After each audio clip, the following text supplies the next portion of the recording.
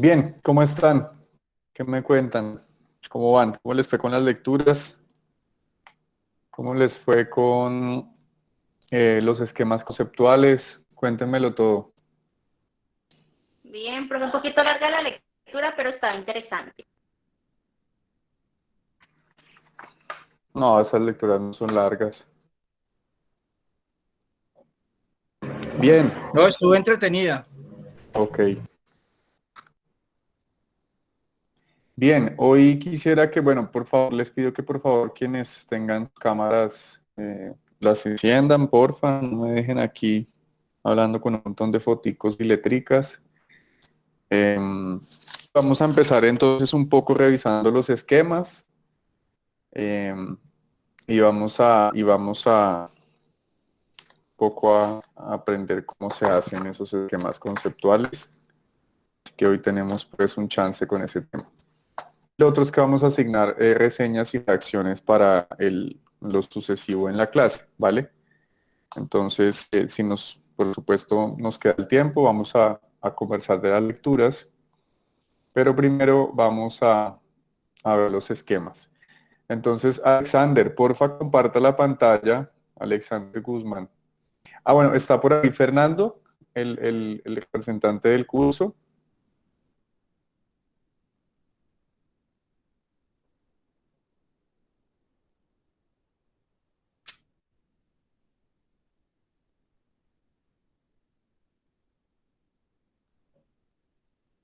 Ok, Profe, ok, el porfa. representante soy yo, Juan Pablo. Ah, Juan Pablo, perdón, Juan Pablo, perdóname la vida. Muchas gracias, Juan Pablo, qué pena. Ha hecho muy buen trabajo y yo he perdido con el nombre.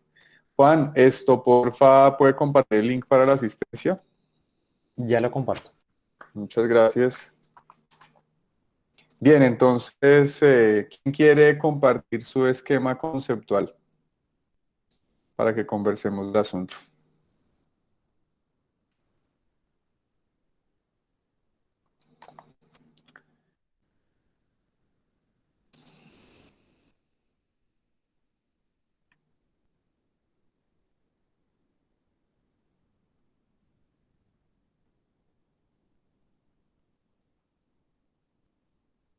Bueno, no Muy todo el buenas mundo, noches, profe. ¿no? El solo, O lo tomo yo de los que están acá en el drive, pues. Por favor, si quiere que te coloque el mío, no hay problema. Es que yo no puedo el del celular. Ok. Porfa, ahí compartió Juan Pablo el link de asistencia, porfa, para que lo diligencien la asistencia. No sé si ya diligenciaron la asistencia en el formato del establecimiento de acuerdo pedagógico, porfa, llenen esa asistencia.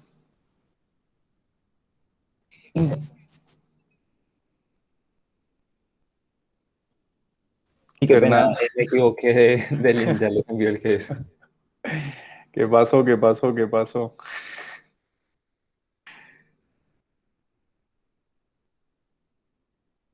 Bien, vamos a ver esquemas conceptuales, clase uno.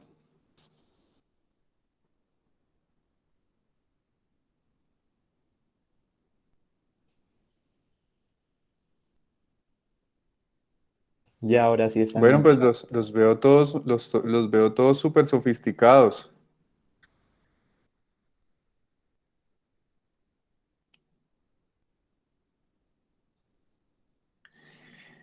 Bueno, aunque unos ya exageradamente que no dicen nada.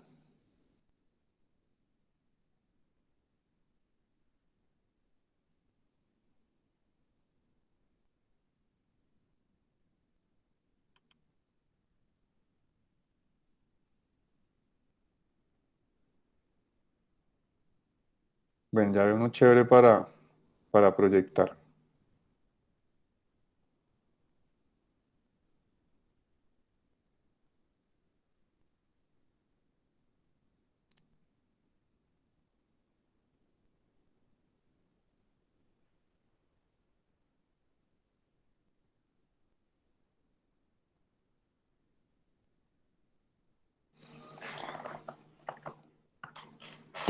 Bien, este esquema conceptual de Paula Andrea Ospina. Bien, Paula, en 2 minutos, cuéntenos qué quiere decir usted con este esquema conceptual.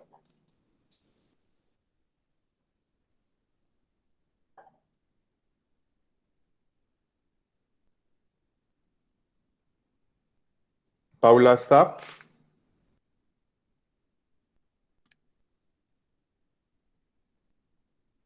Paula,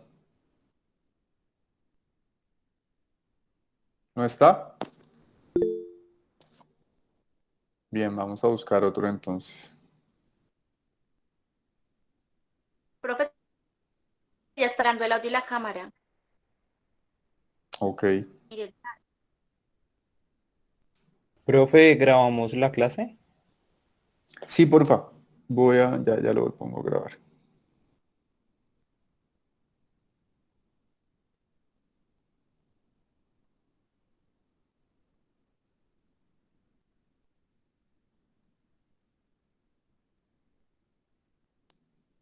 Bien, está Hanna Sofía, vi que se acaba de conectar. ¿Estás? Sí, profe, me va a pasar al computador, dame un segundo. Ok, bien. Mientras tanto, entonces vamos a ver otro por acá. Daniel, ¿está? Daniel Santiago Mendoza. Sí, señor, sí, señor. Es Bien, que estaba conectándome desde el computador. ok, dale. ¿Estás viendo el esquema? No, señor. Ya, ok. Listo, ¿Qué hago? cuéntenos un poco en 2 minutos, si tuviera que presentar la lectura a partir del esquema, ¿cómo lo haría? Pues básicamente vamos a hablar de Colombia y en Ujú, ese nivel ponemos al Estado central y al pueblo ujú. local como dos pilares fundamentales de lo que es Colombia. En uno podemos ver que es en el Estado central que hay corrupción, se veía plasmado ahí en algunos de los textos que, que evidentemente existía, y en esa misma mano, no, por el otro lado, vemos en el pueblo local, que no hacían parte de las leyes del Estado, que había delincuencia. Bien, en este se ve también que ambos, Estado central y pueblo local, están con narcotráfico, minería y petróleo, que son las fuentes de ingreso importantes que hay en el Estado colombiano. A base de esto se crean el ejército por el lado del Estado central y movimientos guerrilleros contra el Estado por la parte del pueblo. Y a su vez se crea los paramilitares que hacen parte o acuerdos omisos, que no se dan cuenta de lo que está pasando, entre comillas, por parte del ejército. Todos buscando algo simple, que es el control. El control es fundamental aquí y viene de mano con el poder que nos da las riquezas monetarias, por decir así, que dan narcotráfico, minería y petróleo. ¿Ya? Sí.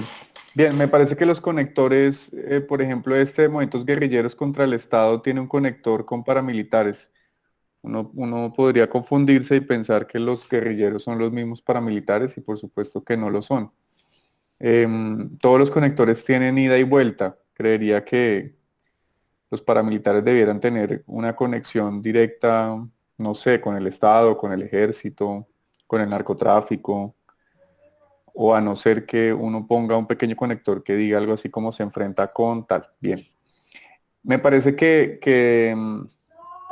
este esquema no es, no,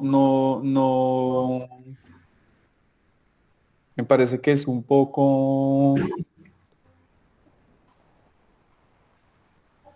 me parece que no está ordenado, ¿no? En relación con temas gruesos. Por ejemplo, un tema grueso puede ser la formación de Estado en Europa, que es como lo empezó, por ejemplo, Paula, que fue el primero que puse, ¿no? Es decir, formación de Estado tiene unas etapas, ¿no? Tiene como unos momentos y tiene unas características que son monopolio de la violencia, ¿cierto? La delegación de poder, tal, y luego, para el caso colombiano, uno podría conectar y decir, bueno, también señalar con unas ideas gruesas cuáles son como las características de la formación del Estado en Colombia, ¿no? Y cómo ha sido, digamos, problemático ese proceso, ¿no? Para finalmente terminar como con efectos y un poco en el esquema de árbol de problemas también uno podría poner, ¿no? Entonces, si en la mitad está el Estado, o sea, en este tramo, en esta parte del curso, este primer módulo de lo que vamos a hablar de formación de Estado, en la mitad como categoría central, esa debería ser, ¿no? Es decir, el Estado. Si lo situamos en el esquema de árbol de problemas, el Estado es producto del resultado de arriba y el Estado genera unas consecuencias hacia abajo, ¿no? Un poco para darle una forma. Este esquema no tiene, ¿cierto? Todos los conectores conectan con todo, es decir, está un poco anárquico, por decirlo de alguna manera, o ecléctico, ¿no? En el que todo tiene relación con todo. Y creo que debiera estar un poco más ordenado, o sea, como cuando uno escribe un texto, uno va a un párrafo, luego otro párrafo, luego otro párrafo, y un párrafo conecta con este con este, ¿cierto? Pero el primero no conecta con el último, ¿no? Si uno los pone pegados, ¿no? Entonces sería un poco mi recomendación. Otra recomendación que hago de una vez, porque todos los que he abierto, ninguno me dice cuáles son los textos, ¿cierto? Que son producto estos esquemas. Entonces, lo primero que hay que hacer es esquema conceptual, sesión 1, sesión 2, sesión 3, textos. Y recomiendo para que ustedes aprendan desde primer semestre a citar en APA, ¿no? ¿Qué significa APA? APA son como normas de citación. Hay varias, Chicago, Icontec, por favor cerrar micrófonos, Icontec, eh, hay varias. APA es, digamos, la más común y significa la manera de citación de capítulo de libro o de artículo de revista o de video. Ahí están las reglas, las pueden googlear. Pero, por ejemplo, ¿cómo se citaría en APA? Miren, estas son citas, esto que les voy a mostrar acá en las lecturas son formas de citar. Entonces, por ejemplo, ¿cómo se cita el texto? Acá no están citados esos textos que están hoy. Entonces, este texto de Julieta Lemaitre, entonces empieza Lemaitre, coma, J del nombre. 2011 es el año en que fue escrito el documento, ya sea un artículo o sea un libro, ¿cierto? Y luego se pone el nombre. Entonces, Constitución o Barbarie, cómo repensar el derecho en la zona sin ley. Esto significa que es un capítulo, ¿sí? Entonces dice luego publicado en C de César Rodríguez, ed de editor, y entonces va el nombre del libro, El Derecho en América Latina, los retos del siglo XXI. Buenos Aires, que es la ciudad donde se imprimió el libro, siglo XXI la editorial y 2011 el año en que se publicó lo que uno leyó. Así se organizan las citas, ¿sí? Por ejemplo, esta es una cita de un libro.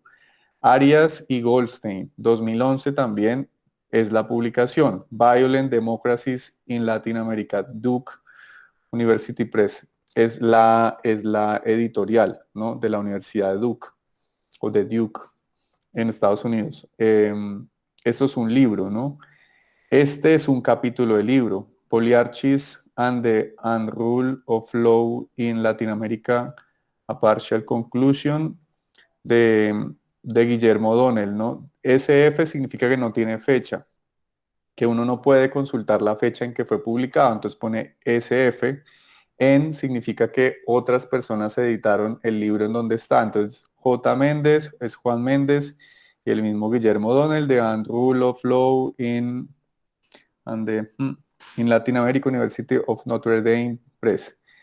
¿No? Ven que entienden la cosa, por ejemplo, las películas La Sierra 2004, Margarita Martínez y Scott Dalton.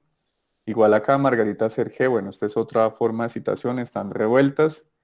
Uribe, Simón, esta es otra forma de citación, ven que están los dos apellidos, tiene comillas, ¿no? Entonces les queda un poco de tarea para que desde ya aprendan, ya que están entrando a la universidad, cómo se citan los textos sobre los que uno trabaja, para los esquemas conceptuales y para las reseñas y para las redacciones, porfa, citar, ¿vale?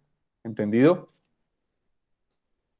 Creo que ustedes están viendo un curso de escritura con la profesora Rosa López. Le preguntan a ella si conoce, si les puede sugerir y recomendar algún documento o algún sitio en internet para mirar cómo se hace, cómo se cita. Entonces, primera recomendación en los esquemas, esto, ¿no? Es decir, de forma, de qué clase es, quién es el autor o autora y a qué textos, digamos, qué textos son los que se están recogiendo y los citan, ¿no? En APA puede ser que los citen, y ahí sí va el esquema. Y sobre de fondo, sobre el esquema por el que acabo de ver, ya hice el comentario. Juan Pablo Alfaro. Bien, Juan, cuénteme pues un poco del esquema, cómo fue el trabajo. Sí, señor. Pues con base a las dos lecturas que llevamos a cabo, decidí pues como titular la conformación del Estado y la soberanía, pues por eh, el que este tema de que pues el Estado es soberano, se supone, Ujú, en los territorios. Tenemos pues en principio un Estado, digamos que es el punto central del esquema, que tiene una ujú, soberanía pues rural y otra urbana.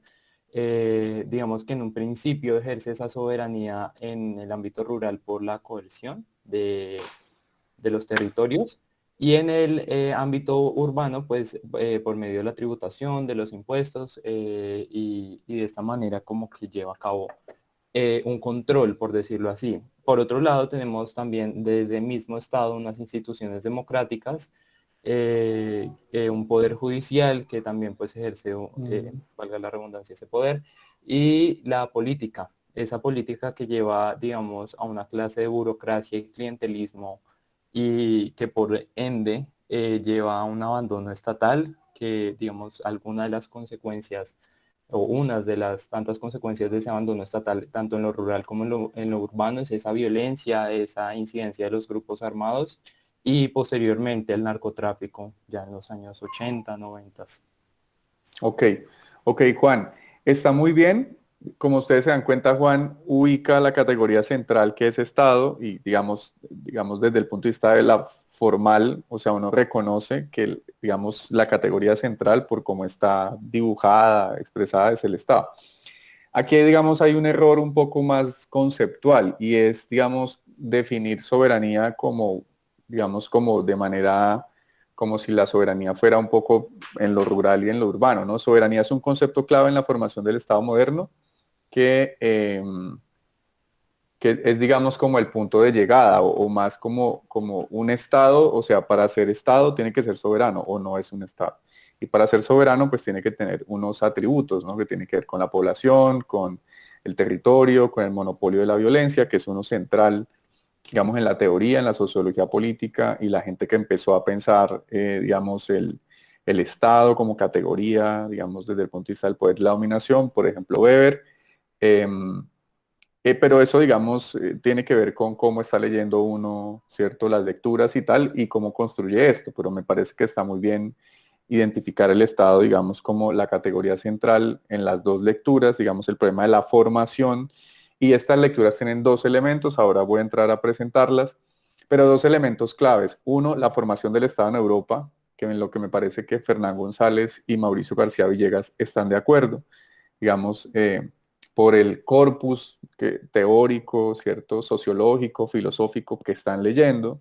Seguramente si uno lee a otra gente que tenga formación crítica o formación más orientada, digamos, al pensamiento latinoamericano, podría ser una mirada distinta, además que de tener una mirada también crítica de la teoría que solamente se fija en la formación del Estado en Europa, ¿cierto? Y podría vindicar un poco el pensamiento latinoamericano de la formación del Estado, ¿no?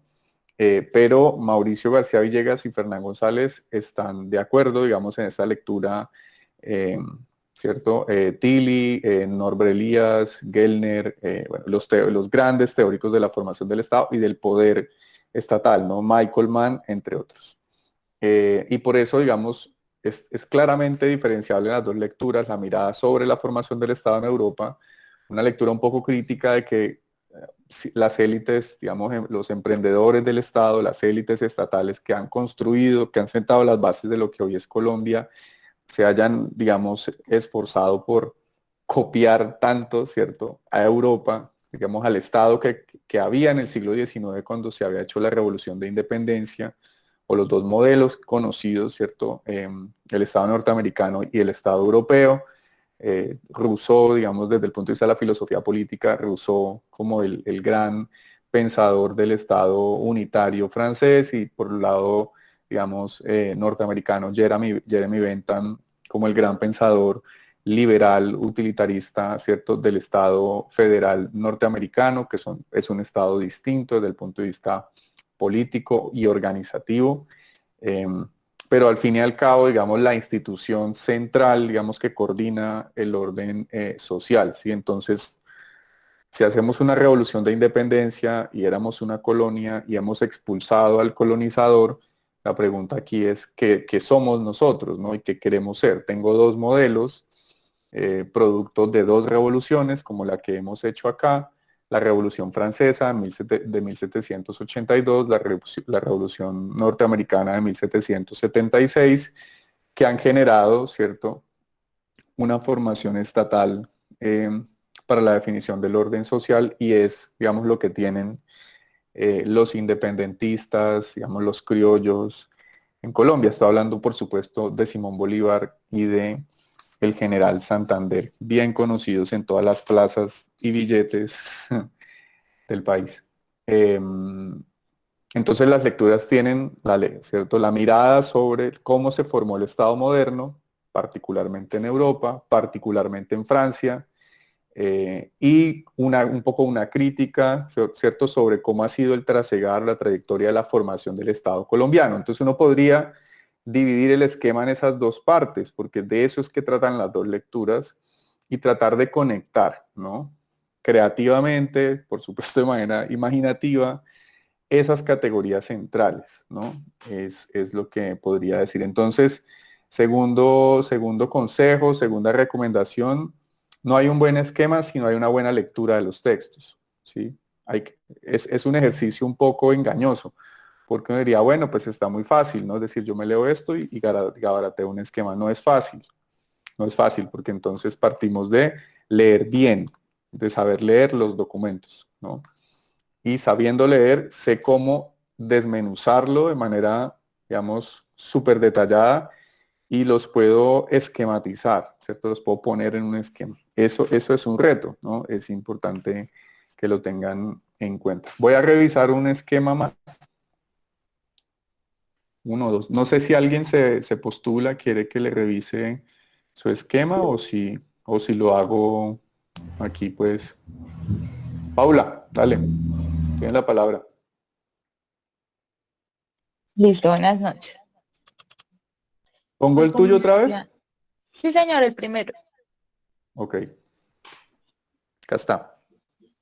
Como veía en la lectura, acá yo puse el Estado moderno, que consta pues de tres atributos: soberbia, territorialidad y nacionalidad. Soberanía. ¿Sí? Perdón, soberbia. ¿Soberanía o soberbia? Soberbia. Ah, ok, bien. ¿Sí? Bueno, después del Estado moderno podemos ver que la violencia, eso lo causa pues los conflictos, la justicia, la política. Ujú. Ahí vemos que yo puse democracia, partidos políticos, la ciudadanía, ¿sí? En violencia vemos narcotráfico, que ya viene de los paramilitares, la corrupción, la delincuencia, ¿sí? Ujú. Y quiero que me digas cómo me quedó, porque la verdad nunca había hecho un esquema conceptual. No sé a qué te refieres. Soberbia no es un concepto que esté en las lecturas. No entiendo por qué utilizas la expresión soberbia como un atributo del Estado.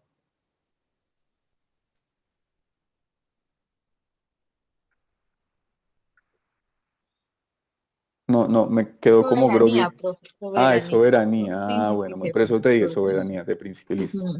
Bien, no, los atributos son esos, por supuesto. El segundo módulo de este curso es sobre nación, nacionalidad, sobre eso vamos a hablar un poco más adelante.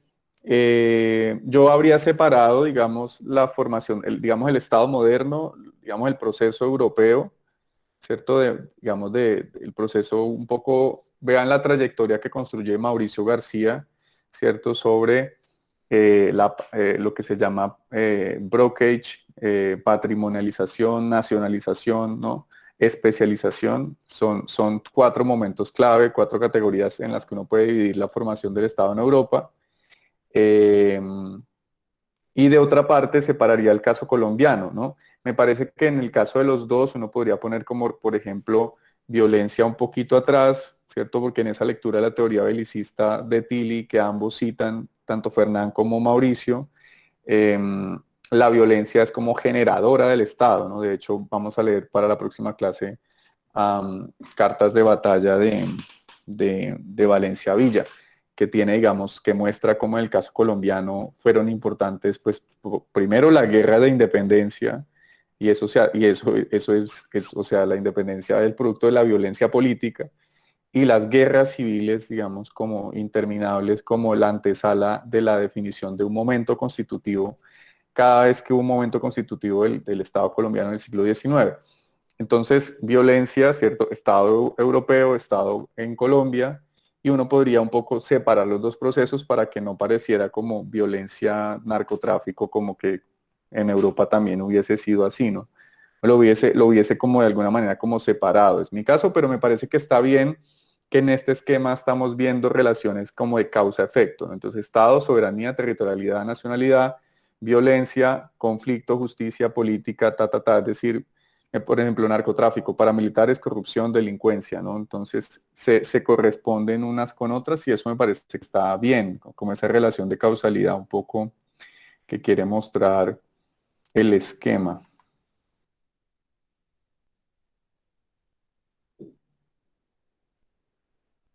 Bien, me parece también chévere el de Chari Camila. De nuevo está la recomendación, por favor, poner su nombre en el esquema, no solamente el nombre del archivo, sino en el documento, quién lo presenta, corresponde a qué clase y cuáles son los textos de la clase que están aquí esquematizados en este esquema conceptual, ¿no? Entonces, quiero saber si les se sienten satisfechos y satisfechas con esa explicación o quieren que continúe como el ejercicio o les parece que están bien las recomendaciones para ya la próxima clase entregar esquemas definitivos. No, profesor, pues buenas noches.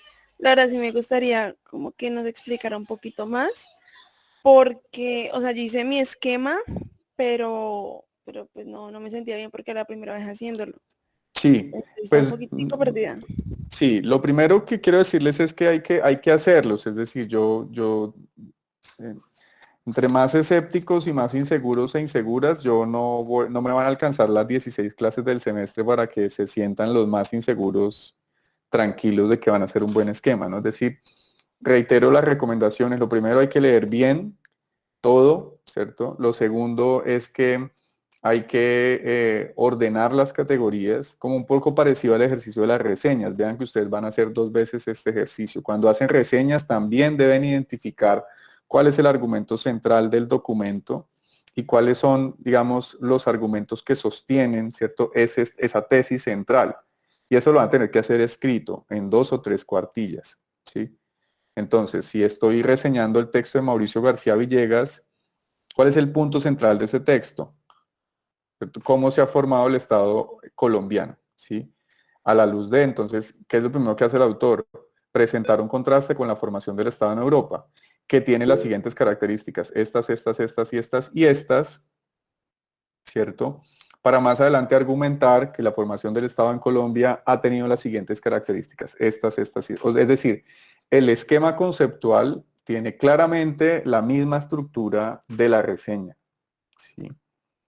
¿Y eso qué es? ¿Y eso qué es? ¿Y eso qué es? O sea, ¿de qué les estoy hablando? Les estoy hablando de lectura crítica, ¿cierto? Les estoy hablando de lectura analítica, ¿sí? Y eso es, pues yo entiendo que, como dije la clase pasada, pues algunos están llegando del colegio, ¿cierto? O algunos hace rato que no están, digamos, en la vida académica, han regresado a la universidad. Y eso significa, pues, hacer un repaso y que por supuesto que nadie ha dicho que es fácil, aunque aparentemente lo sea, pero pues se logra intentando, ¿no? Entonces no se preocupen, em, no se preocupen pues por eso. Pero vamos a revisar el último esquema para continuar pues ya con la clase.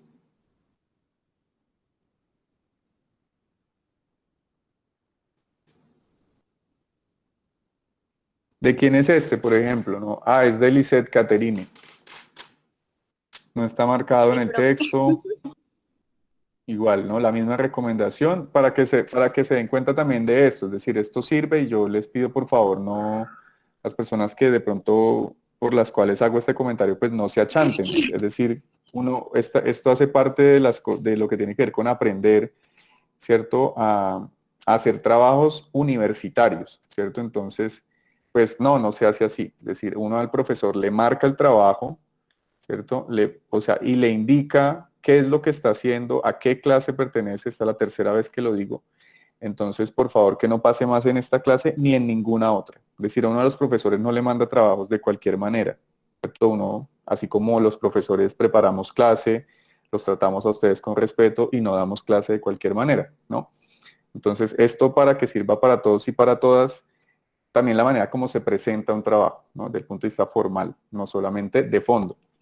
Entonces, para que tengan en cuenta eso. Lisette, dale. Bueno, profe, yo, o sea, me senté como, o sea, me centré como tema principal del Sí. Estado. En el Estado se deriva la soberanía, poder Ujú. local, y del poder local se derivan las leyes. Muy bien. Me enfoqué en el Estado porque el Estado es independiente, Ujú. tanto como la democracia, porque la democracia está muy relacionada con la ciudadanía. En la ciudadanía se dan unos regímenes que son los regímenes políticos, lo que equivale, digamos, a la formación de partidos políticos, que son los que legislan, los que mandan, digamos, el control de organismos, el control de la autoridad y las estructuras, digamos, que se forman locales. Dentro de este Estado se forma el territorio. El territorio, como en todo territorio, se presentan conflictos, digamos, con el narcotráfico, que se presentan guerras, tensión, y al final se hace como una negociación. En el territorio también se manejan, digamos, pues como en todo territorio, en cada país. Hay recursos, estos recursos si son bien manejados, pues equivalen a un desarrollo económico, y pues digamos, se dan los estratos sociales, y pues cada estrato social hace parte independientemente pues de su estatus de la sociedad. Ujú. Mira, hay una cosa que a propósito del comentario que hice del esquema de, ya voy a decir cuál, el primero, el de Daniel, el de Daniel Santiago, que yo le dije que me parecía que estaba un poco anárquico, es decir, todo tenía que ver con todo, y le dije como que no me parece que esté tan ordenado. Mira este Daniel, por ejemplo. Estado tiene que ver con soberanía y con poder, ¿cierto? El Estado es independiente, el poder es el poder local y seguramente, me imagino, yo pongo estas palabras por Lisset, el poder se expresa en leyes, ¿no? Está muy bien. Luego, aquí ya me parece que no tanto, es decir, ciudadanía con régimen, pero lo que quiero decir es que las flechas no están apuntando a toda parte, está ordenado, ¿sí? Ella tiene un punto de vista, yo puedo tener otro, puedo diverger, pero el esquema tiene un orden, ¿sí? Estado, independiente, ciudadanía, democracia. Yo diría que o sea, los regímenes y el régimen político derivas de la democracia, no de la ciudadanía. O, por ejemplo, de los dos. Uno podría estar de acuerdo en que tienen que ver. Está muy bien, regímenes políticos que producen partidos políticos. ¿Qué hacen los partidos políticos? Legislar.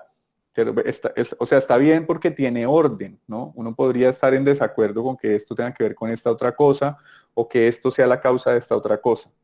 Pero el esquema, ¿cierto? Tiene una jerarquía y eso es importante para poder expresar algo y que no quede la cosa muy, ¿cierto? Muy... He usado esa expresión anárquica porque no tengo otro adjetivo en este momento, pero seguro un buen anarquista se pondría bravo conmigo por eso. Entonces creo que con estas pequeñas explicaciones, pues ya la cosa, eh, veremos cómo nos va la próxima clase. Si quieren volvemos a hacer el ejercicio, pues porque obvio tenemos que avanzar, ¿no? Sobre reseñas y reacciones, ¿no? Entonces envié también instrucciones. Lo que haré la próxima clase será, vamos a evaluar unas reseñas, una redacción y esto continuamos con el ejercicio también de aprender, ¿cierto? Vamos volando el avión y lo vamos construyendo al tiempo que lo volamos. Ustedes no se preocupen que yo sé que tienen cara larga porque esa es la nota, y ustedes están pensando que yo voy a poner 0, 1, ya perdió desde la primera clase, así que no. Ustedes lo van a hacer extremadamente bien y yo me voy a sentir muy orgulloso por eso. Les dejé en la carpeta en Drive un documento en Word que se llama reseñas y reacciones, ¿no? Entonces voy a organizar, porque no empieza en la sesión 4, entonces voy a organizarlo para que a través de Juan les mando la razón para que se organicen en orden, ¿cierto? ¿Quién quiere empezar la próxima clase? Me gustaría, ya te voy a dar la palabra, Laura. Me gustaría que Juan Pablo arranque con ese ejercicio de hacer la reseña, otra persona le puede hacer la reacción. Yo creo que para la próxima clase voy a dejar también 2 textos, entonces estaríamos hablando de que 4 personas harían el ejercicio. Entonces quiero que 4 personas sean voluntarias para que lo hagan y la próxima clase revisemos la reseña y la reacción y aprendamos a hacer esa tarea. Daniel, el link está arriba en el chat, ya lo puso Juan desde el principio de la clase. ¿Están de acuerdo? Entonces lo que hacemos es que las personas que tienen reseña y reacción, pues lo hacen al principio de la clase, corto, 10 minutos reseña, 5 minutos reacción, dejan algunas preguntas para la discusión y sobre eso yo presento los documentos, los textos y hacemos la clase, ¿vale? Entonces, a la próxima hacemos ese ejercicio, pero quería decirles que ese documento de Word que se llama reseñas y reacciones, allí deben escribir sus nombres de acuerdo a la sesión. Entonces, la próxima sesión quiero que 4 personas se postulen. ¿Quiénes se postulan?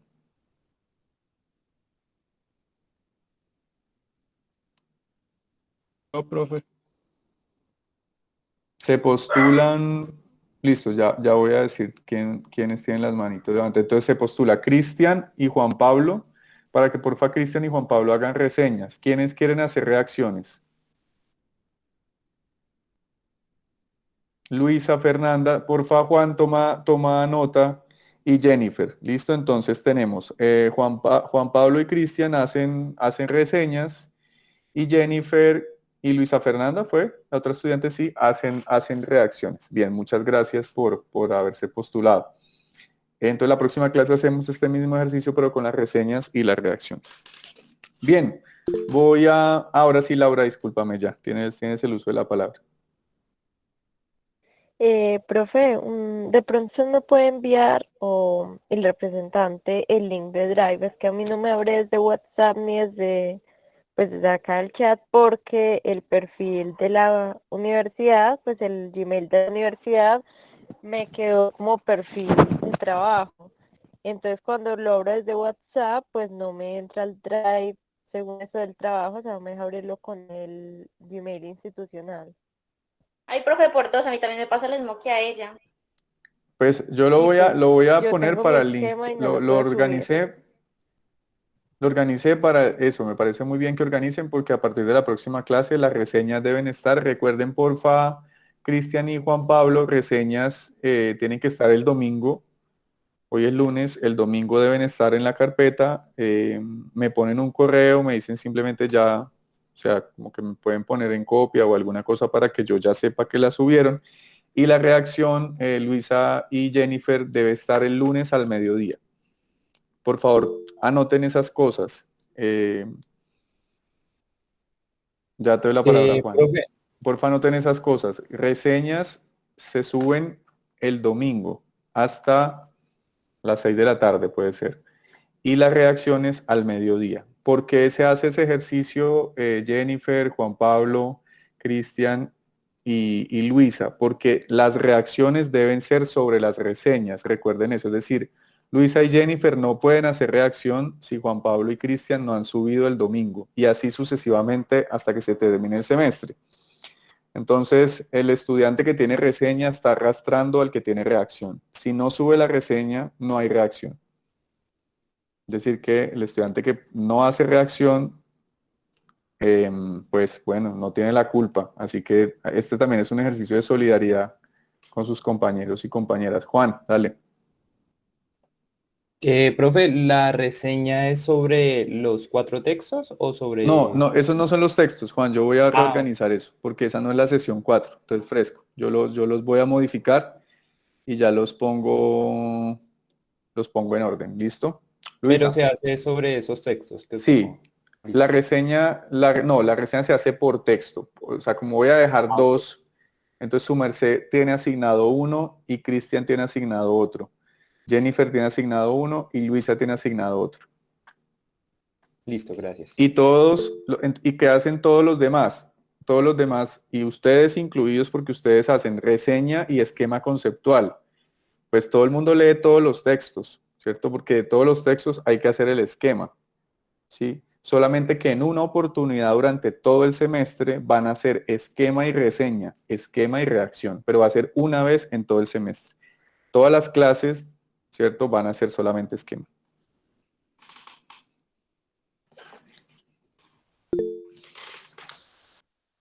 Luisa. Sí, una pregunta. ¿Cómo funciona exactamente lo que nosotros tenemos que hacer? Es decir, a los que nos tocó hacer redacción sobre las reseñas. Exactamente. Tienes las instrucciones en el Drive. Hay una carpeta que Perfecto. se llama reseñas y redacciones.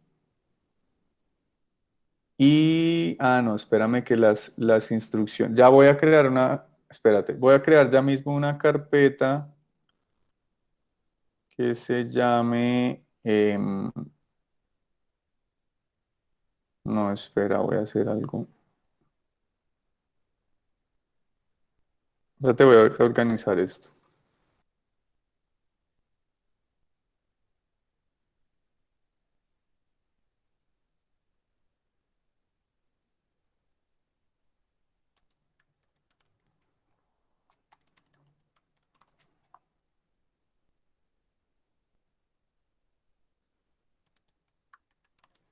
Juan, porfa, sube a la carpeta que se llama instrucciones, las instrucciones que yo las había enviado al correo, de las reseñas y de las redacciones y de los esquemas conceptuales. Todo tiene, Luisa, todo tiene instrucciones, es decir, hay como una pequeña orientación sobre cómo hacer el ejercicio. Perfecto, gracias. Profe, en acuerdos más instrucciones están ya las dos. Ok, entonces ya están ahí, Luisa, para que las veas. Gracias. Ok.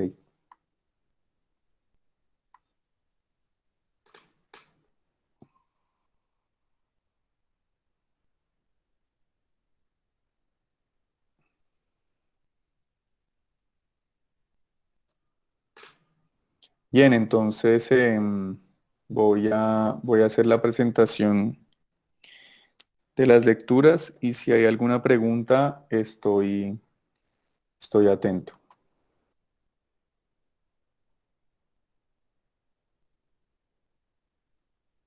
¿Hay alguna otra pregunta, comentario?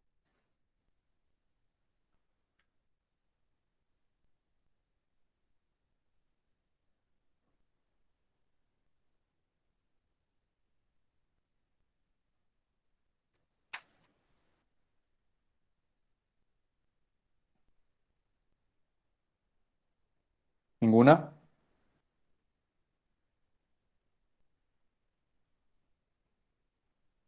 La clase de mañana es asincrónica, ¿cierto? Sí.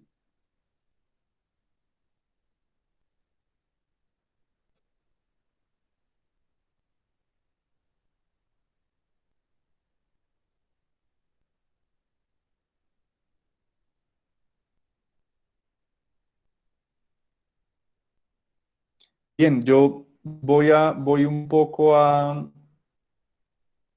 basarme en la lectura de Mauricio García Villegas y voy a referirme en algunos apartes al trabajo de Fernando González, aunque la lectura principal es es la de Mauricio. Esta es la introducción a un libro que se llama Jueces sin Estado, que hace parte de un proyecto de Justicia. De Justicia es una organización orientada al análisis de los temas relacionados con derecho y sociedad. Y ellos han tenido un programa de investigación bastante amplio y que le ha aportado mucho, digamos, al estudio sobre el Estado en Colombia, a los estudios sobre el Estado en Colombia. Lo que es valioso de ese trabajo es, digamos, el análisis del Estado local, ¿no? Que es una agenda de investigación que hemos querido, digamos, continuar aquí en la universidad, en el Centro de Estudios Regionales, por lo que, digamos, corresponde al vacío que hay de literatura, ¿cierto? Y de investigación sobre cómo funcionan, digamos, el Estado en el nivel local, es decir, las alcaldías, ¿cierto? Cómo funcionan, ¿no? Cuál es bueno, la formación, ¿cierto? De sus funcionarios, qué tanta capacidad tienen de formular políticas públicas, ejecutar políticas públicas, qué capacidad tienen de tributo, digamos, digamos, desde el punto de vista fiscal, capacidad de recaudo, ¿cierto? En la tributación y en general, digamos, como de demandar, ¿no? Que es un poco la expresión como coloquial que uno podría usar. ¿Cuál es la capacidad del Estado en el territorio? Sí, ese ha sido un poco la línea de trabajo y precisamente la clase asincrónica de mañana que voy a dejar va a ser sobre este programa de investigación eh, que fue presentado en una conferencia hace poco, en octubre, sí, aquí en la universidad, a partir de un trabajo que se había hecho en las jornadas del programa de Derecho de la facultad, y que pudimos invitar al profesor Javier Revelo para que presentara un poco este trabajo. Entonces, es lo que quiero que vean para poder, para que se puedan empapar un poco de qué es lo que estamos un poco planteando, ¿no? Entonces, esta lectura sobre Estado, territorio y ciudadanía, pues lo que hace es precisamente ese contraste que acabo de mencionar sobre la formación del Estado en Europa y la formación del Estado en Colombia, ¿cierto? Y parte de una consideración que es, digamos, el problema de que el Estado no tenga, digamos, o sea, el Estado es más pequeño que el territorio, ¿sí? Es decir, las instituciones no copan por completo el territorio de la unidad soberana, es decir, del país, ¿sí? Entonces tenemos unas instituciones fuertes en algunas regiones, en algunas zonas, pero en otras, por el contrario, tenemos vacío, ¿no? Y esto es materia de discusión, sobre todo en ciencia política y en sociología política. Ahora, hace poco, digamos, ha llegado a ese debate la antropología también, sobre si esto, digamos, este sobrante entre territorio y Estado se puede denominar vacío, ¿sí? Si se puede hablar de que en efecto hay un vacío estatal o un abandono estatal. O si y por lo contrario, ¿cierto? Lo que hay es una delegación de poder, un poco en términos de cómo lo mencionaba, cómo lo definía Mauricio en el proceso de formación del Estado en Europa, ¿no? Entonces la pregunta aquí es, ¿qué es lo que hay? Abandono, debilidad, vacío, ¿sí? O delegación también, es decir, élites estatales que tienen alianzas políticas con factores reales de poder o poderes locales, ¿cierto? Que hablan en nombre del Estado o que son la estatalidad en ciertos territorios del país. Entonces, esa cuestión es el elemento central, ¿no? De esta primera parte del curso, a propósito, por supuesto, del caso colombiano, ¿no? Como les dije en la introducción, la semana pasada, en la presentación de la guía, pues este no es propiamente un curso de historia en mayúsculas, es más bien un curso en el que analizamos ciertos problemas en el proceso de formación de esto que se llama Colombia, y que nos define a nosotros identitariamente como colombianos y colombianas, y a mi juicio pueden ser elementos importantes para su formación como comunicadores y como comunicadoras sociales. Y entonces por eso arrancar por acá, por la pregunta por cómo es el Estado, ¿cierto? Y por la formación del Estado. Entonces la primera cuestión tiene que ver con eso, para que tomen nota, si el problema del vacío, ¿sí? O del abandono, o de la debilidad, ¿sí? O de la fragilidad, es decir, hay varias expresiones para referirse a ese problema, ¿sí? ¿Y cuál es el problema concreto? Es que allí, ¿cierto? Pues el Estado no puede lucir, ¿cierto? De alguna manera esos atributos a que se refería Paula ahora en la presentación de su esquema, esos atributos que son soberanía, territorio, ¿no? y uno muy importante que no lo vi en ninguno de los esquemas, que se llama monopolio de la violencia. Eso es una categoría central en la formación del Estado moderno. Y lo que preocupa a estos autores, sobre todo a los teóricos europeos, que están leyendo muy bien los teóricos colombianos, tiene que ver con el fracaso, ¿cierto?, de monopolizar la violencia. ¿Qué significa monopolizar la violencia? Que otras fuerzas sociales, que otros actores son doblegados por el poder del Estado. Es decir, en teoría el Estado no debiera permitir que otros actores amenazaran, digamos, ese monopolio. Ese es un poco la enseñanza, la trayectoria de la formación del Estado, ¿no? Por eso la comparación es un poco injusta con Europa y Estados Unidos, pues porque esos son estados superpoderosos en donde no hay guerrillas, ¿cierto? Probablemente hayan expresiones de crimen organizado y de mafias, pero desde ningún punto de vista, ¿cierto?, doblegan o desafían el monopolio de la violencia de esos estados. Ese no es el caso de del Estado nuestro y de varios estados en América Latina, ¿sí? Entonces, ese de entrada es un problema del continente, no solamente de Colombia. Y por eso la pregunta de qué nos ha pasado, es decir, cuál es nuestra historia, cuál es nuestra trayectoria para que seamos de la manera como somos, y por qué es un poco inconveniente insistir en la copia, ¿cierto?, a rajatabla de lo que hacen en otros contextos, ¿cierto?, en otros lugares, en otros continentes, en donde su trayectoria histórica es completamente distinta a la nuestra, ¿sí? Por eso la imagen, pues, que les es familiar seguramente, el meme de los dos perritos, ¿cierto? Pues el Estado europeo, por supuesto, pues tiene 800 años de historia, proviene, ¿cierto?, de la larga historia de la monarquía europea, ¿cierto? Y se ha constituido muy bien sobre la base de dos monopolios que son centrales a la formación del Estado: el monopolio de la violencia y el monopolio fiscal, es decir, del recaudo.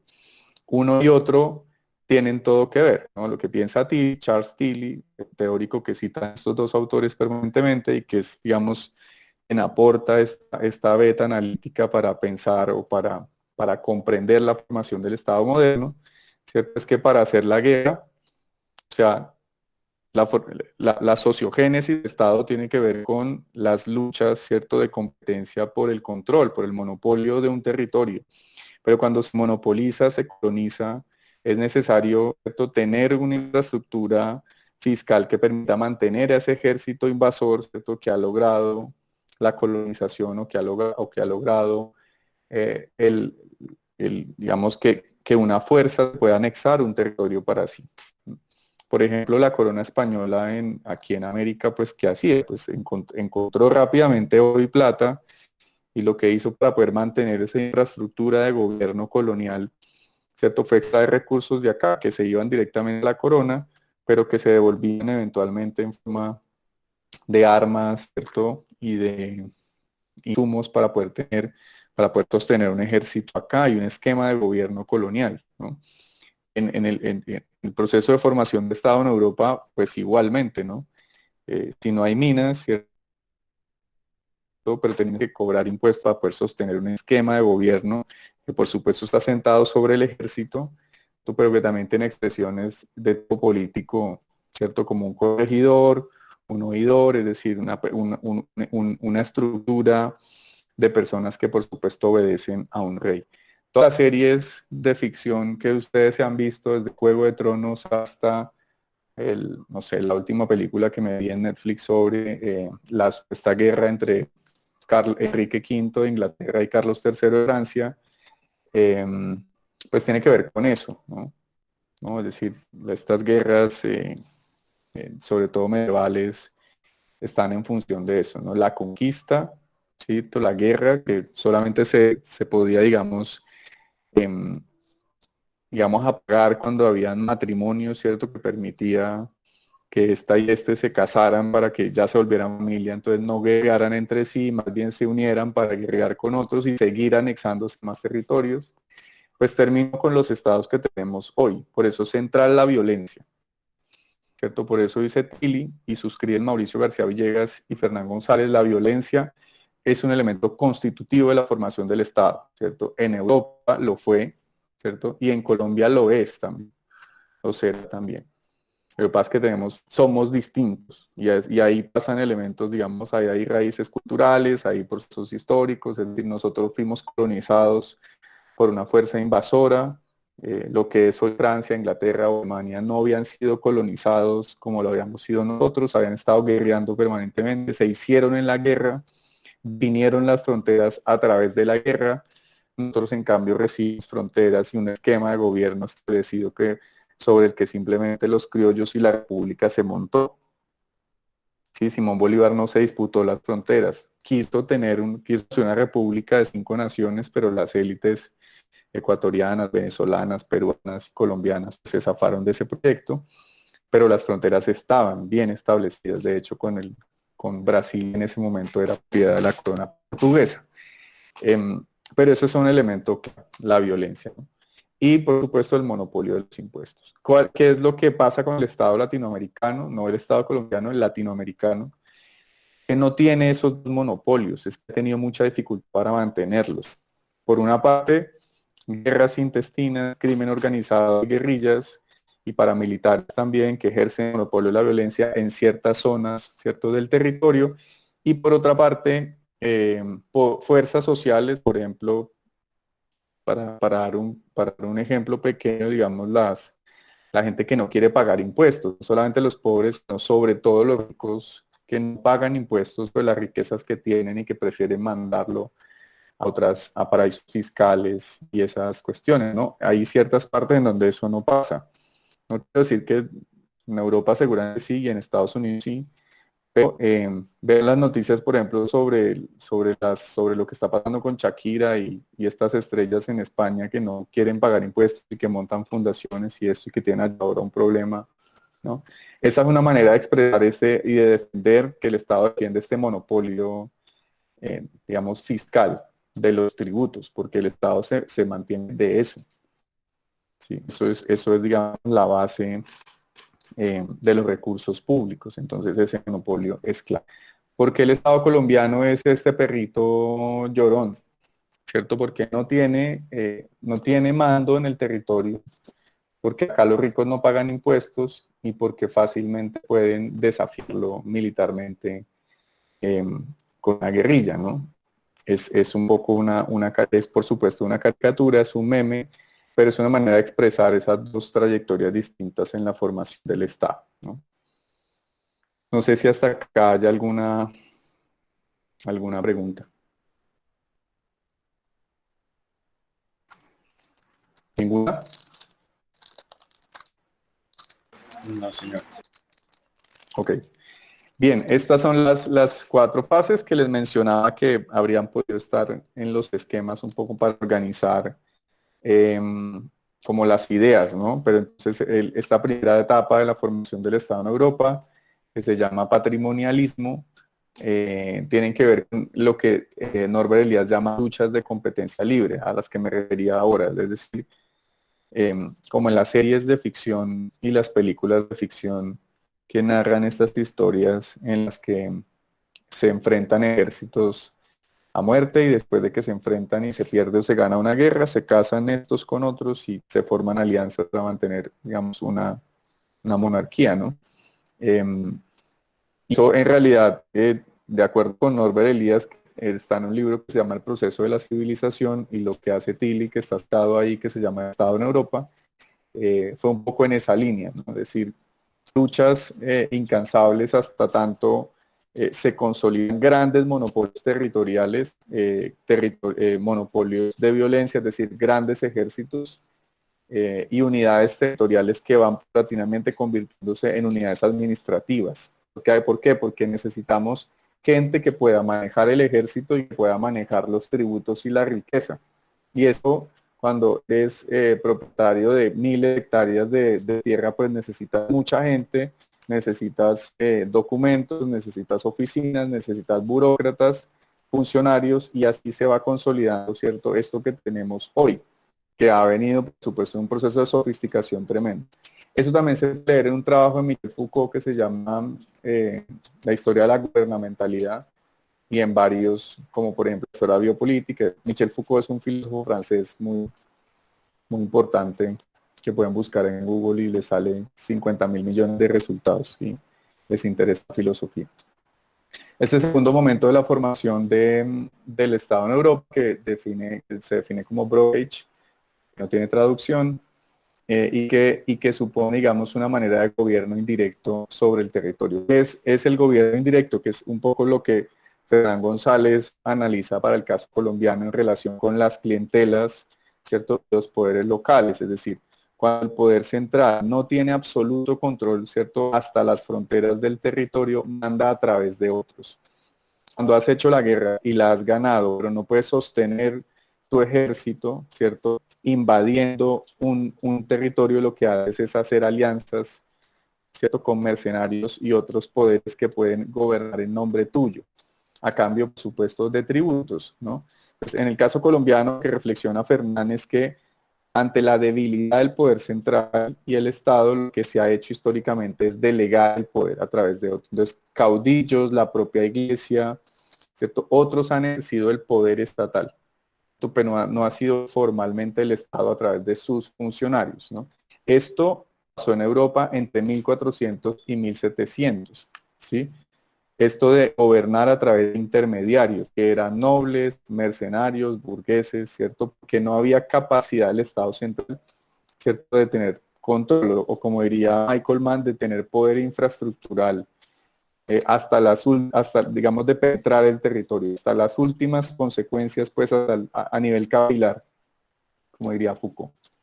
Entre 1700 y 1850 se da el proceso de nacionalización. Ese es, digamos, el periodo de las revoluciones, Revolución Francesa y Revolución Norteamericana, Revolución en Haití, que le da forma a los estados que conocemos, ¿cierto? Es la creación de grandes ejércitos nacionales, es la eliminación del gobierno indirecto y es el establecimiento formal de monopolios fiscal y de la vivencia. Es decir, nace lo que hoy conocemos como Francia, como Inglaterra, como Estados Unidos, como Alemania, bueno, que Alemania va a ser hasta bien entrado el siglo XX un imperio, ¿cierto?, que se va a desintegrar hasta la Primera Guerra Mundial, pero nacen esos estados tal cual los conocemos hoy, ¿sí?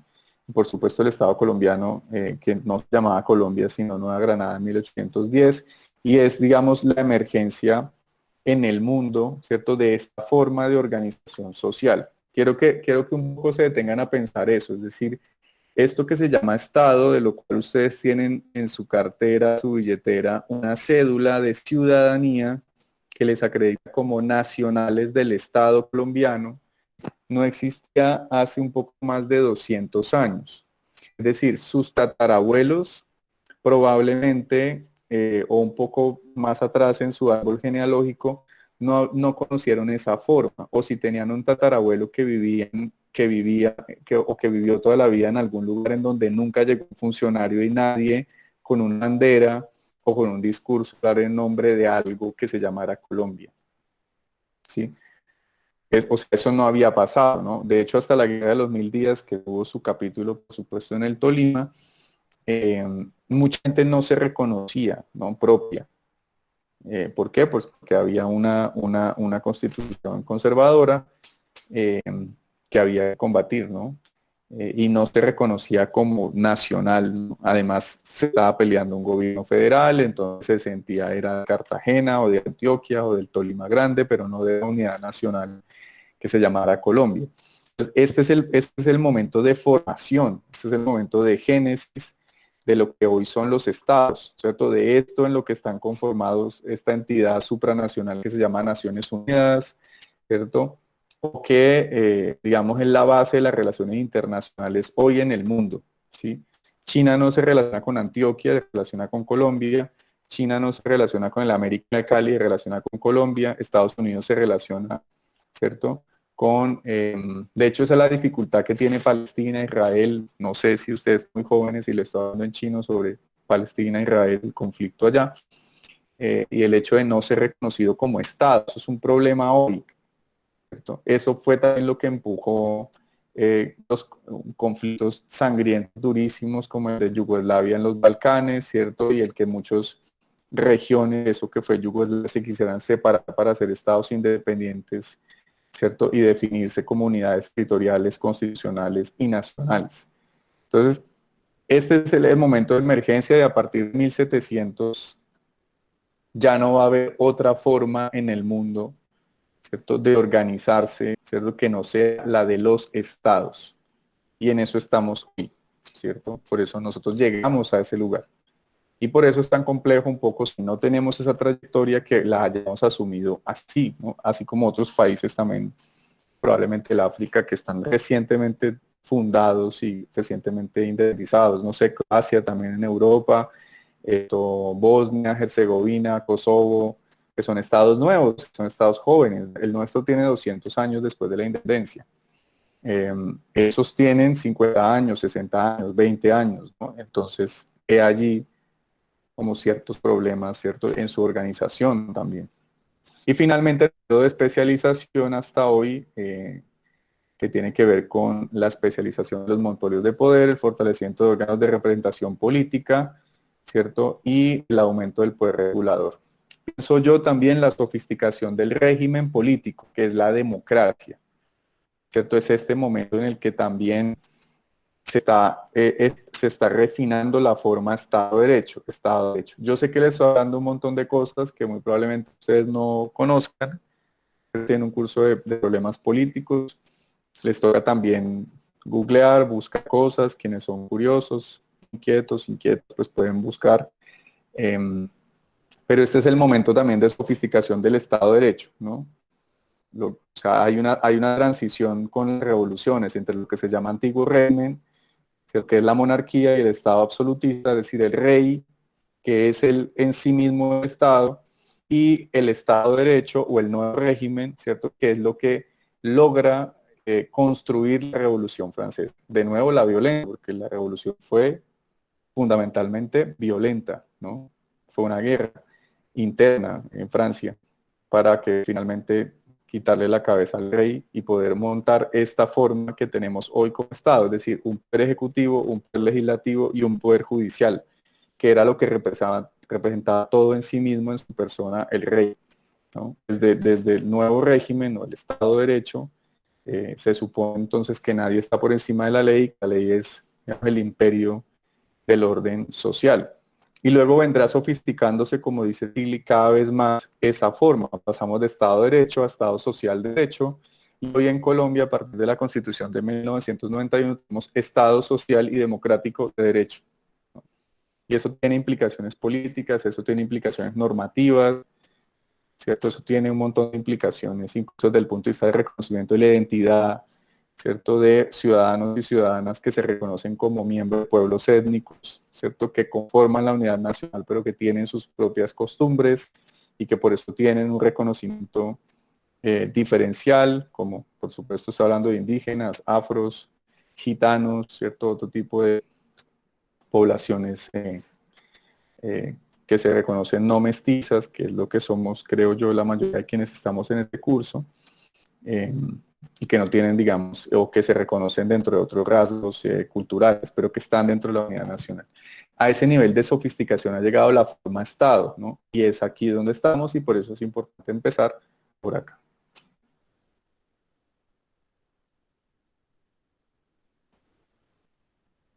En resumen, sigamos siguiendo lo de García Villegas, que está citando a Tilly, a Elías, a Gellner, a Mann y a Weber, que son teóricos, teóricos de la formación del Estado, teóricos políticos, pensadores políticos.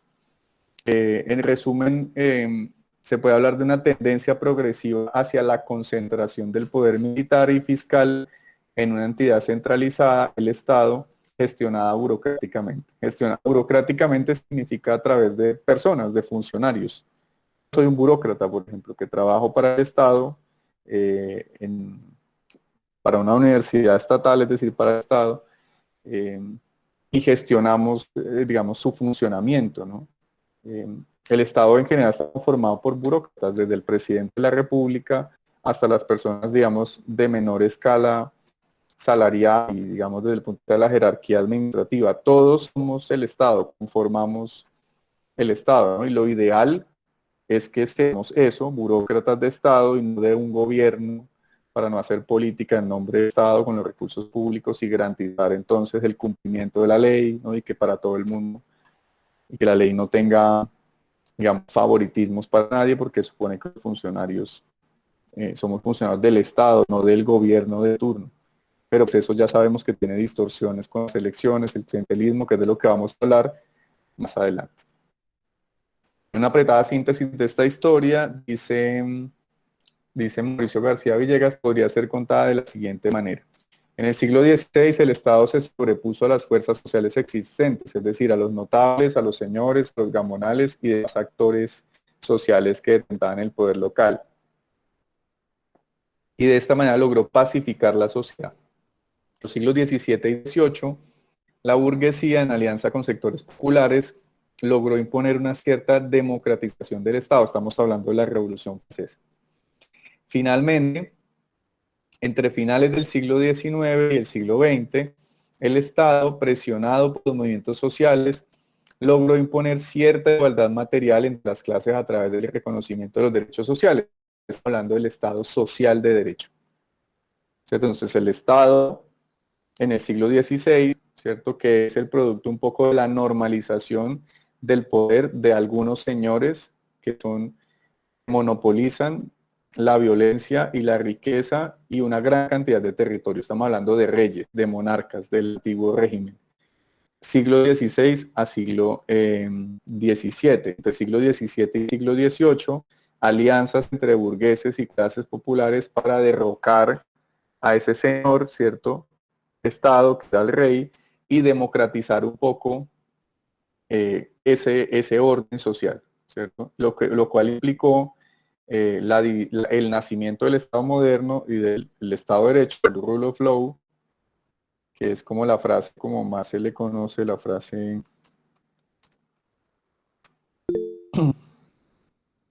británica.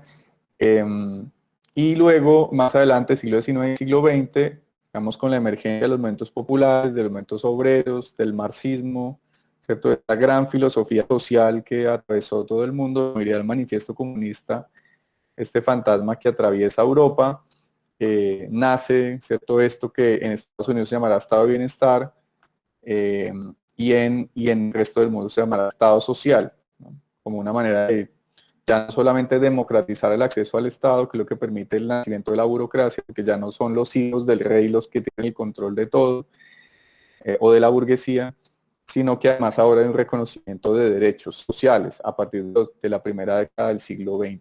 ¿Para qué eso? Pues para que no hayan revoluciones, ¿no?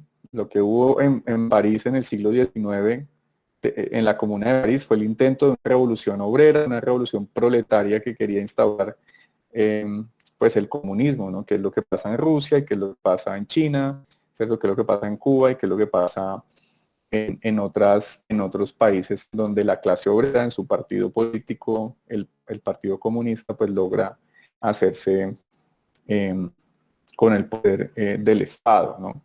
Entonces, eso es lo que está pasando, por supuesto, en Europa. Esto lamentablemente es una lectura siempre de allá, que nos toca ajustarla hacia acá. Quiero que tengan también en cuenta eso. Les estoy contando es el Estado europeo, allí qué pasó.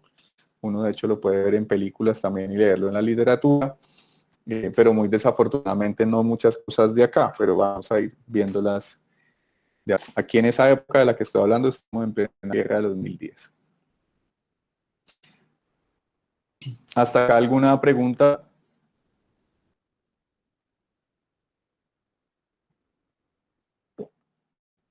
¿Ninguna? Muy bien. Este punto es el que había mencionado ahora sobre el caso colombiano, ¿no? Hay un poco una mirada crítica de esta idea de más geografía de Estado, pero de acuerdo con este mapa, que es originalmente del libro de Margarita Sergé, que cita Mauricio García Villegas, las instituciones estatales digamos, tenían cierto control sobre las zonas que están en blanco. Por supuesto, Bogotá como capital de la República, pero las zonas que están en negro, en donde está la imagen del vicariato, vicariato apostólico, es decir, de la iglesia, no eran zonas que se puede considerar como zonas salvajes, no zonas sin ley. Estas no son expresiones mías, son expresiones de algunos autores. Y entonces podemos reconocer acá una geografía que atraviesa todo el siglo XIX, porque esa parte en blanco era de manera bastante precaria la manera como estaba desplegada la institucionalidad que había instaurado la corona, es decir, el conjunto digamos, la organización política, administrativa que había instaurado la corona en Colombia, y hasta 1960, que es el año de este mapa, 1969 se mantenía esta misma organización político-territorial. Es decir, que desde la Guajira, que es por supuesto la punta que ustedes conocen muy bien, hasta el Amazonas, que es la otra punta, ¿cierto? Teníamos una porción importantísima del territorio que pues no era inexplorada, ahí vivía gente, por supuesto, pero en donde no había, desde el punto de vista de quien elaboró este mapa, como control estatal, ¿no? Es decir, no habían instituciones estatales, los funcionarios, no había presencia de funcionarios, ¿no? Sino que el Estado colombiano funcionaba aquí en estas zonas centrales o zonas integradas.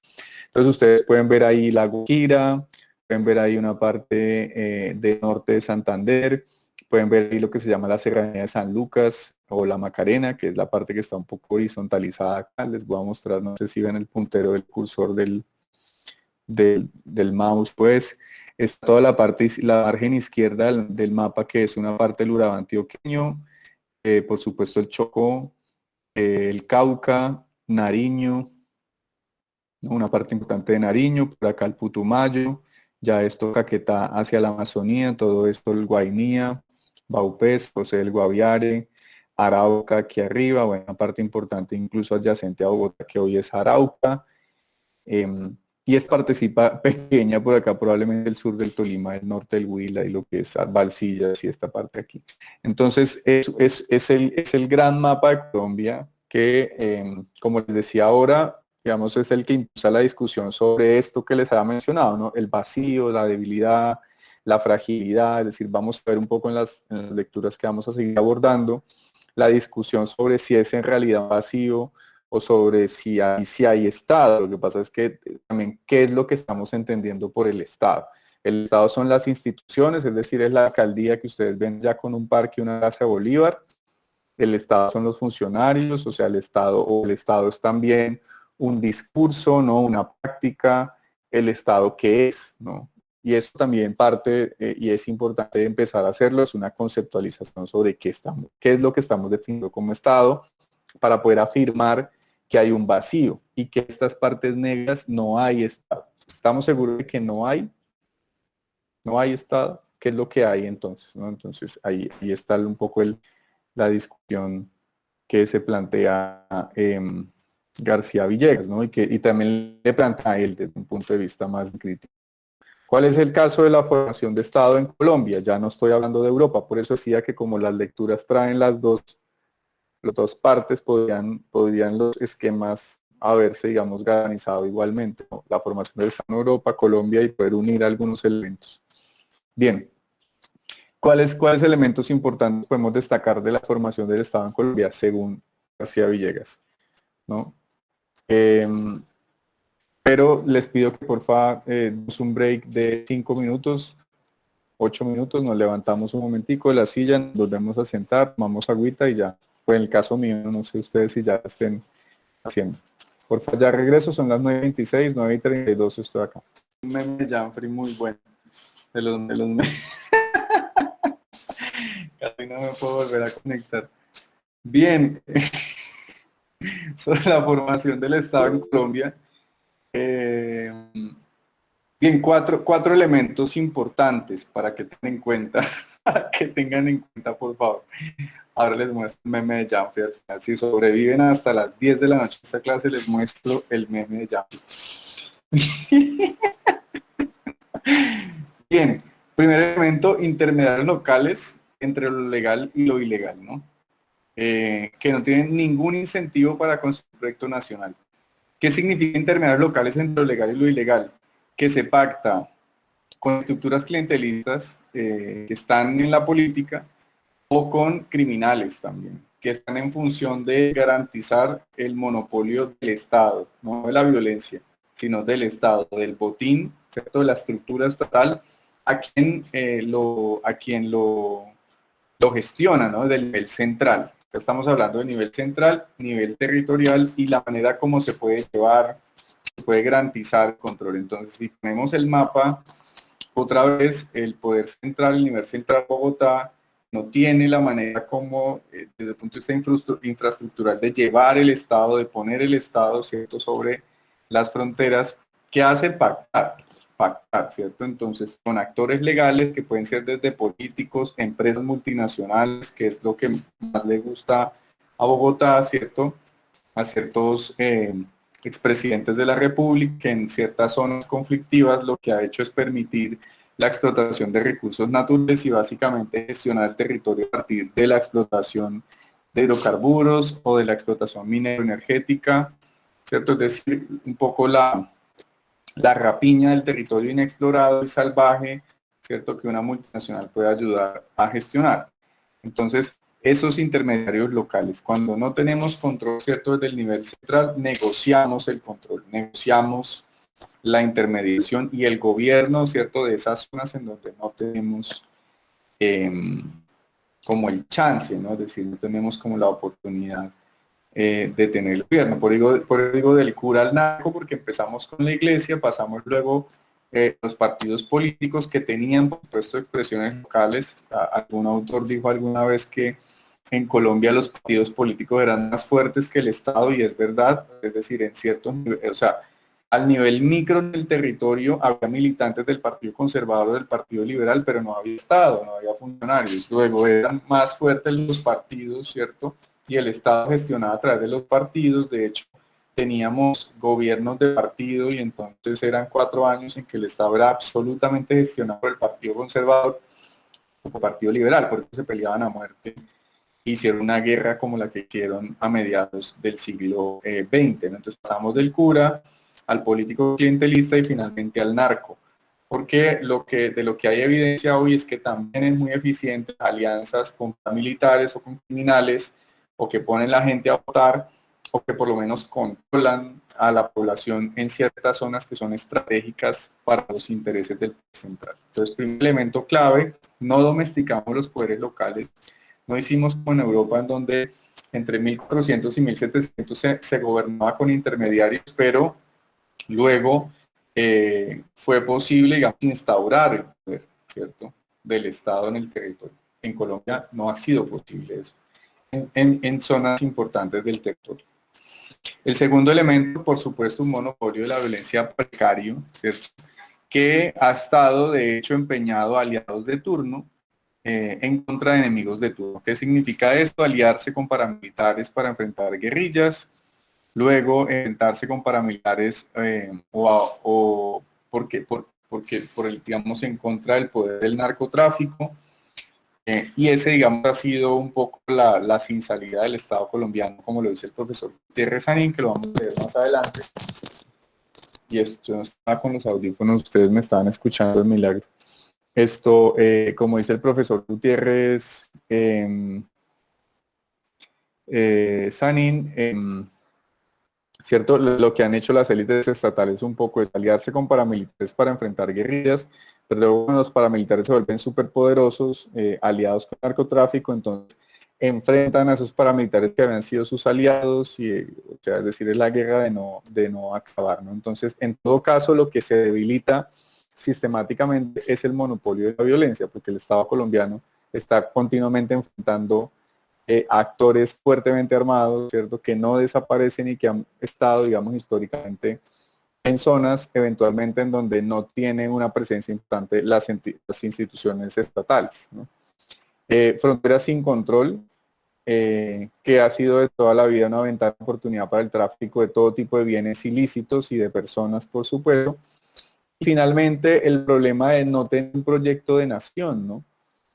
Y más bien el entender el Estado y el territorio como botín. Y esto no solamente para las élites, sino también para la gente del común que ve en la política una oportunidad para pasar una hoja de vida y tener un puesto, ¿cierto? Y la gestión pública, la administración pública o el servicio público, pues solamente como una manera, como una mediación, ¿cierto? De beneficio personal, pero no como un servicio a los demás, ¿no?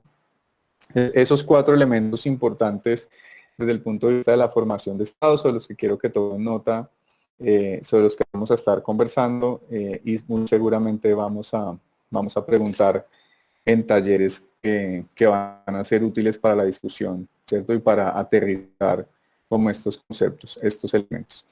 Entonces, el rompecabezas de este curso, que por eso quería como empezar con esta introducción, tiene que ver con varios elementos que están planteados en la guía y sobre los que vamos a conversar en lo sucesivo. El primero es el problema de la soberanía y el orden social disputado, es decir, en algunas zonas del territorio es un estado que no tiene, o sea, que no es soberano. Entonces la pregunta es, en esas zonas en donde el estado no ejerce soberanía, ¿quién manda? O donde otros ejercen soberanía, ¿quién manda, no? Aquí es donde aparece esta categoría del trabajo de Fernán, del texto de Fernán, que es presencia diferencial del Estado en el territorio, en contravía o digamos en contraste con otras categorías como la de vacío, colapso parcial, falla estatal, debilidad estatal, ¿no? Y que él un poco critica sobre la idea de que no pierden de vista, digamos, el proceso histórico de formación del Estado. Es decir, el Estado es fuerte, las instituciones son fuertes, allí en donde había habido una integración también desde la colonia con economía, ¿cierto? Esto también depende de los procesos de poblamiento, no es, digamos, gratuito, fortaleza, debilidad, ¿no? Entonces es un poco crítico de esta mirada sobre si el Estado colombiano es un Estado fallido. De esto se habla mucho, incluso la candidata presidencial Francia Márquez habla mucho de que el Estado colombiano es un Estado fallido.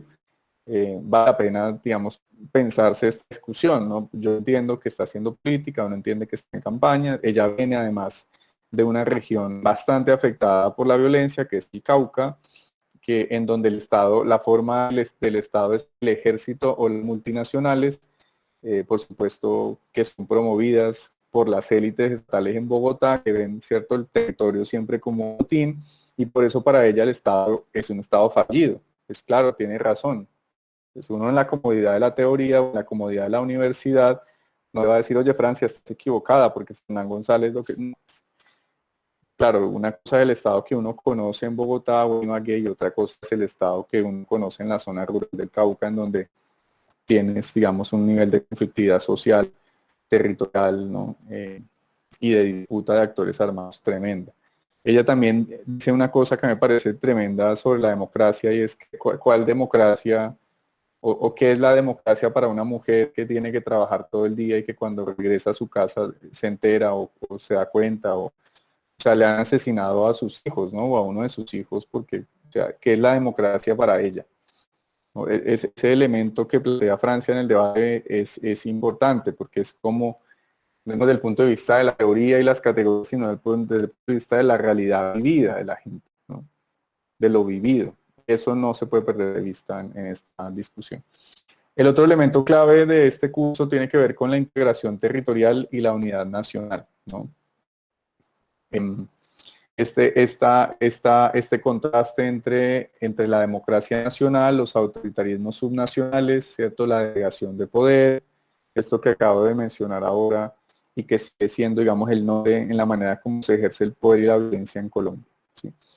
¿Qué son autoritarismos subnacionales o autoritarismos competitivos? ¿Cierto? Son estas regiones del país en donde una fuerza política controla, ¿cierto? Y ha cooptado todos los escenarios, digamos, de poder del Estado. Todas las instituciones, ¿no? Tienen el control de la gobernación, de la alcaldía, de las entidades públicas, controla los entes de control, incluso financia los medios de comunicación, ¿no? Se ha convertido en una pequeña dictadura, ¿no? Dentro de una democracia. A eso refieren los autoritarismos competitivos o los autoritarismos subnacionales. No recuerdo el autor que define esa categoría. Entonces vamos a ver un poco esas contradicciones, la integración territorial y unidad nacional. Luego el tema del problema agrario, que yo lo he cambiado en los últimos semestres por el problema del narcotráfico, ¿cierto? Que pasa por la concentración de la propiedad, el despojo, la colonización sucesiva de la frontera agrícola, el problema de la violencia, digamos, que es lo que hace que mantengamos, digamos, el nivel de violencia que ha tenido Colombia, ¿cierto? En los últimos años, pese a los acuerdos de paz, ¿cierto? Pese a los procesos de paz. Y finalmente, el problema de la democracia, que es siempre el tercer módulo de este curso en el que tratamos el problema de la represión, el clientelismo, la captura y la corrupción, ¿no? Que es una otra cosa sobre la que estamos como tratando permanentemente. Bien, estos van a ser los temas que tratemos de aquí en adelante. Y bueno, ya hoy hablamos de de esquemas. La próxima clase vamos a ver reseñas y reacciones, y ya cuando tengamos lista el tema, listo esto, bueno, ya empezamos a darle con toda, con las lecturas y bueno, las discusiones, los talleres, y espero que les guste mucho pues, estos temas y lo que vamos a ver en este curso, y que sea de su entera satisfacción. Bien, yo voy hasta acá, y si tienen preguntas o comentarios, este es el momento. Si no, podemos dejar ya podemos terminar la clase. Tienen el uso de la palabra.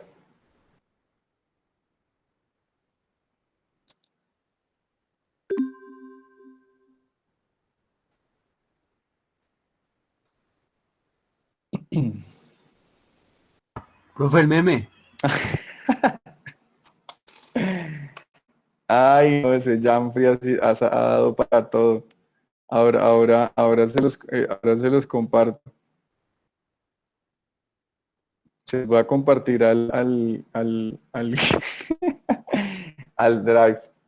No, mentiras, no se alcanza a ver desde acá. No, no se alcanza a leer. Voy a hacer algo.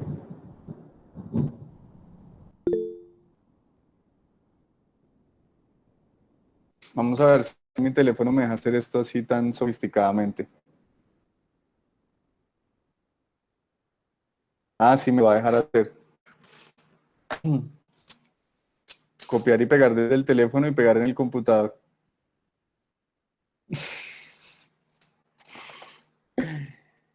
Ay, no.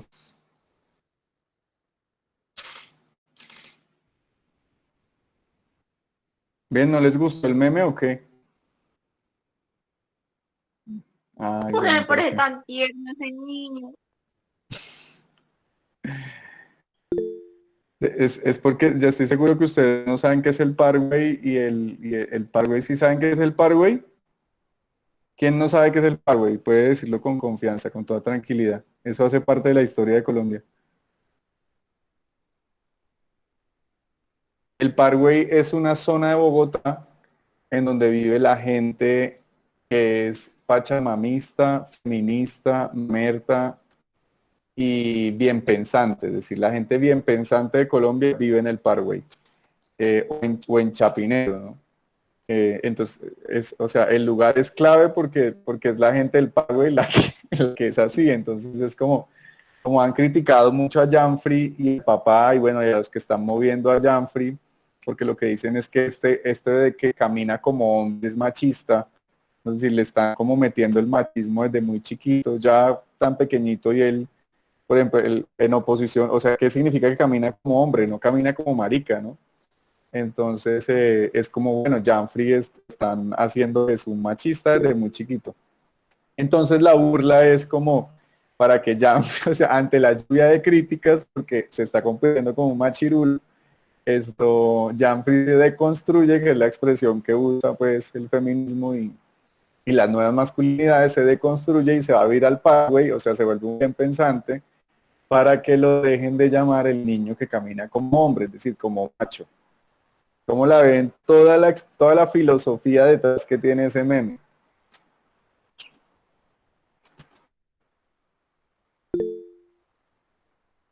Daniel. Sí, yo le quería preguntar a usted qué opina de lo de Nutresa. ¿De qué? Lo de Nutresa.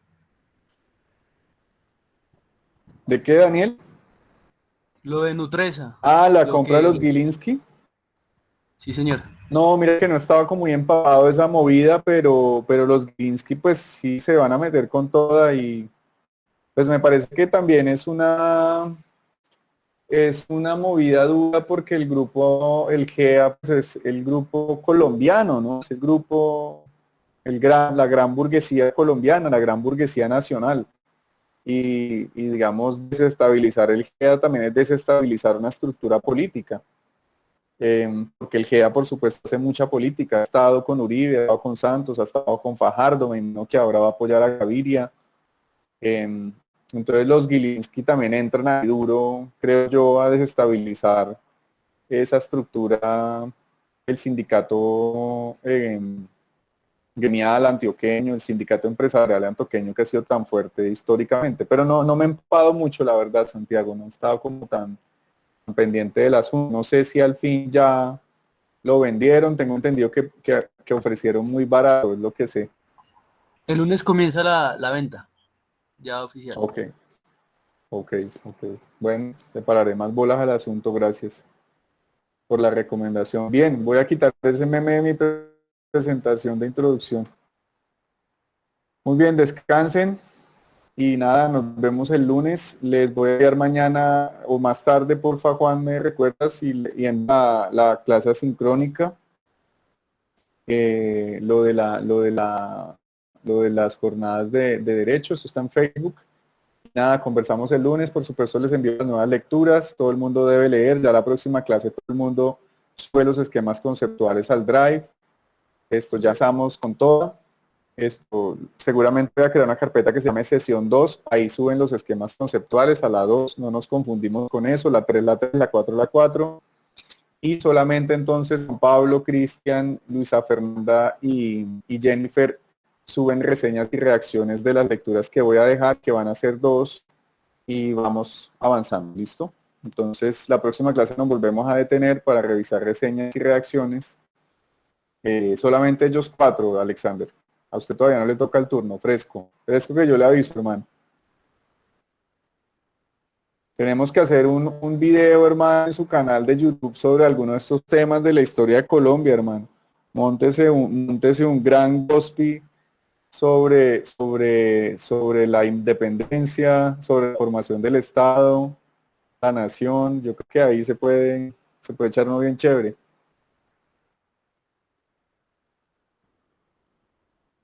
Bien, hasta luego. Estén muy bien. Chao, descansen. Hasta luego, profe. Hasta luego, profe, gracias. Hasta luego. Vale, chao.